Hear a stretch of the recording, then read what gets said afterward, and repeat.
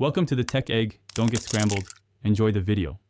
You start by placing the finalized HTML and all assets in one folder so nothing goes missing during import. Use inline CSS because Outlook strips external styles. That maintains layout fidelity.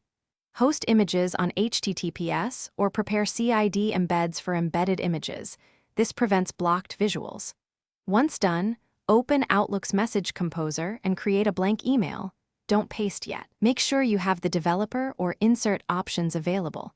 They let you attach the raw HTML later in the process. You now bring the HTML into the message body so Outlook renders it as an email. In a new mail window, choose Insert Attach File, select your HTML file, then click the arrow next to Insert and choose Insert as text. Outlook will convert the file into the message body. Once the markup is inside, inspect layout and links. Make sure images reference your hosted HTTPS URLs or are properly CID linked.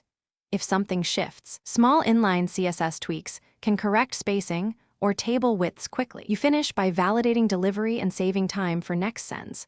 Send test emails to Outlook desktop, web, and mobile clients to catch rendering differences. Use other providers like Gmail as well.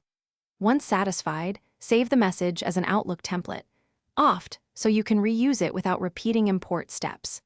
If something goes wrong, first check that CSS is inline and that image paths are correct and HTTPS. Correcting those two issues resolves most rendering problems quickly. Thanks for watching. Consider subscribing if I helped unscramble your problems.